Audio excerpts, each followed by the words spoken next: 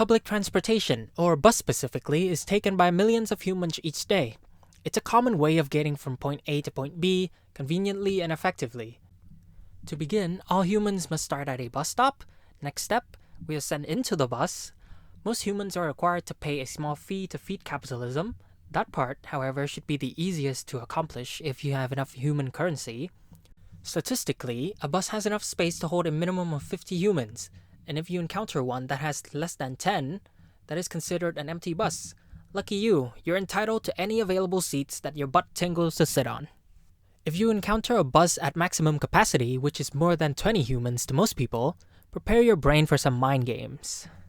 There are limited seats and limited leg strength. If you're dedicated to having a rest from standing, here are the criteria that you'll need to follow in order to select a feasible seat. Number 1. The exit route. In other words, the door. Bus doors open and close in 5 seconds. Therefore, if you want to get off at your stop, you need to be near the door. Number 2. The neighbors. Humans typically dislike sitting next to other humans even though we're social creatures. Therefore, you'll need to find a seat where you and the other humans are at least separated by a safe distance. Number 3. The stop button. To get off at the correct stop, the button is necessary and needs to be pressed. Last but not least, the destination. Humans generally despise having to squeeze their bodies through anything. If sitting next to others is already that challenging, then which human would want to purposefully squeeze through a wall of people just to get down at their stop? When you're clear with the criteria and are aware of your ideal resting position, you should aim to have these seats. The first is obviously the priority seat, and hypothetically, if you're a human who seems healthy and capable of surviving an apocalypse, you'll feel guilty sitting there.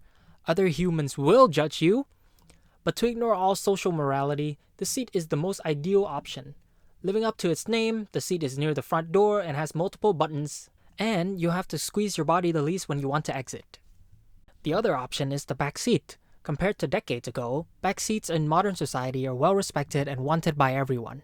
Most people stand at the front or at the middle of the bus, leaving a generous amount of leg space and fresh air at the back. The only challenge you might face is a group of humans standing near the back door. Therefore, have your timing game up. Naturally, if there's a top position, there will always be a last place. If the perfect seats are already taken, there are always seats that most humans would want to avoid at all costs. The first of these is what I usually call the meat wall seat. There are humans to your left, right, up, behind, and front. The unfortunate riders who end up being the pickle in the overpacked pickle jar will face internal misery. Humans might not be united by the desire to have world peace, but they will be united by the hate they have for this position. It's considered the worst seat, doors blocked by humans, and buttons are blocked as well. If your destination is the next stop, perhaps you should consider walking to it or standing. The other seat you should avoid is the seat in the corner at the back. To most humans, this might be the second worst option. With fewer humans around you, you might consider the bus ride to be peaceful. However, should you foresee the future where you need to get up, other humans will need to stand up to let you enter or exit. Perhaps it's a decent seat if your stop is terminal. In the other future, where you need your neighbors to stand up to let you out, perhaps you would wish for them to stand up fast enough for you to catch the door. In tough situations, some humans are strong enough to sacrifice themselves for the greater good. These are also the humans who choose to stand using their stamina rather than find a seat using their brain power. Standing is simpler than sitting. Most humans either stand at the door or avoid standing in the middle of the pack. Humans either see no reward in finding a seat or are kind enough to let others use them. Or some humans simply prefer to stand. They see the beauty in standing and are aware of the possible commotion that may arise when sitting next to other humans. But before all this turmoil of to sit or not to sit, some humans program their mind to choose the next bus. You would want to take this option rather than a full bus. Banana will be fine. Anyway, I'll catch the next one. Because statistically, the next ride has a 90% chance of being an empty bus. If you're fortunate enough to catch the next one with more space, you're in the 90%. Congratulations, your patience has been rewarded, and you're now entitled to sit.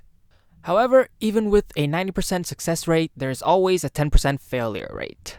Most humans who encounter a full bus the next time would just accept their fate and get on.